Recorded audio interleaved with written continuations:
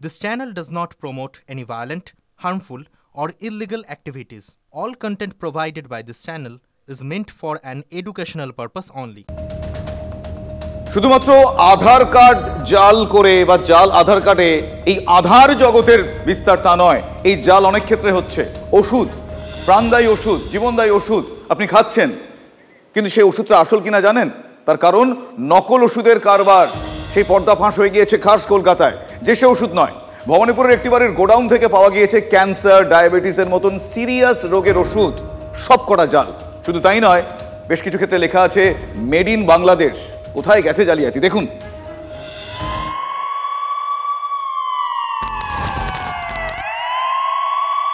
মারণ রোগ ক্যান্সার, চিকিৎসা অত্যন্ত ব্যয় সাপেক্ষ। বহু পরিবার নিজের গয়না, জমা করে রাখা শেষ পুঁজি থেকে ঘটি বাটি সব বিক্রি করে প্রিয়জনকে সুস্থ করে তোলার প্রাণপণ চেষ্টা করেন। কিন্তু সেই খরচ কিছুটা কমানোর আশায় যাচাই না করেই সস্তায় ওষুধ কিনছেন না তো? তাহলে সাবধান, কারণ খাস কলকাতায় জাল ওষুধের কারবারের পর্দা ফাঁস হয়েছে। গত 17 ডিসেম্বর ভবানীপুরের লেক রোডের একটি বাড়িতে অভিযান চালায় কেন্দ্রীয় মাদক নিয়ন্ত্রক সংস্থা। ওই বাড়ির একতলার গোডাউন থেকে পেটি পেটি জাল ওষুধ উদ্ধার হয়। ক্যান্সার, ডায়াবেটিক সহ বিভিন্ন প্রাণদায়ী ওষুধ, সব জাল। 13/2A লেক্স প্লেস রোড, ভবানীপুর। এই মুহূর্তে আমরা যেখানটা দাঁড়িয়ে রয়েছি, এই বাড়িটির নিচেই কিন্তু একটি গোডাউন ছিল এবং সেই গোডাউনেই কিন্তু রেড করে central drugs standard control organisation এবং রাজ্য ড্রাগ কন্ট্রোল আধিকারিকরা, এবং তারা কিন্তু গত 17 তারিখ এখানে রেড করে এবং রেড করার পরে বেশ কিছু নকল ওষুধ কিন্তু উদ্ধার করে। পাতা নিয়ে গেছে সব কাগজপত্র, পেটি পেটি করে। অনেক পেটি বার করেছিল পুলিশ? হ্যাঁ। তাও কত আছে? অনেকগুলোই আছে।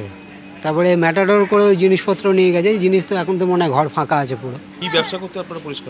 না পরিষ্কার বিজনেস তো জানতাম না, উনি অ্যাকাউন্টসেরই ছিলেন জানি। একেবারে গুছিয়ে জালিয়াতির ব্যবসা ফেদে বসেছিল প্রতারকরা। বেশ কিছু ওষুধে লেখা মেড ইন বাংলাদেশ। এছাড়াও আয়ারল্যান্ড, তুরস্ক, আমেরিকার বিভিন্ন ওষুধের লেভেল উদ্ধার করেছেন তদন্তকারীরা। উদ্ধার হয়েছে ওষুধ প্রস্তুত করার সামগ্রীও। বাজেয়াপ্ত ওষুধের আনুমানিক মূল্য প্রায় 6 কোটি টাকা। এমনও ওষুধ আছে যা ভারতে বিক্রির অনুমোদন নেই। অনলাইন অ্যাপের মাধ্যমে ওষুধগুলি বিক্রি করা হতো বলে অভিযোগ।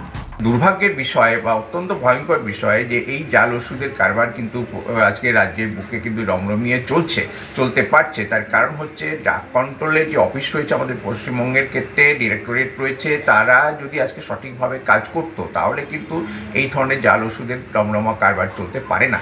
এইটা প্যান্ডোরার বাক্স উন্মোচন হচ্ছে এই ওষুধের ক্ষেত্রে। আজকে দেখা যাবে করলে যে এর থেকে আরো অনেক কিছু বেরোবে, এবং এইটা যেটা ধরা পড়েছে এই এক কথায় বলতে গেলে মারাত্মক বিষয়। জাল ওষুধ বিক্রির অভিযোগে ইতিমধ্যেই গ্রেফতার করা হয়েছে এক মহিলাকে। সূত্রের খবর, উদ্ধার হওয়া ওষুধের কোনো বৈধ কাগজ দেখাতে পারেননি ওই মহিলা। কেন্দ্রীয় মাদক নিয়ন্ত্রক সংস্থার হানার বিরুদ্ধে হাইকোর্টেও যান তিনি।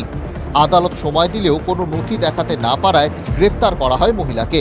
14 দিনের জেল হেফাজতের নির্দেশ দিয়েছে আদালত। তদন্তকারীদের অনুমান শুধু কলকাতা নয়, সারা দেশেই ছড়িয়ে আছে জাল ওষুধের চক্র। তাই বাড়িতে ক্যান্সার বা ডায়াবেটিক রোগী থাকলে সতর্ক থাকুন। সস্তায় ওষুধ পেতে গিয়ে আরও বড় বিপদ ডেকে আনবেন না। আগে যাচাই করুন, ডাক্তারের সঙ্গে কথা বলুন, তারপর ওষুধ কিনুন, বলছেন বিশেষজ্ঞরা। সৌভিক সরকার ও সৌরভ দত্তের রিপোর্ট, TV9 বাংলা।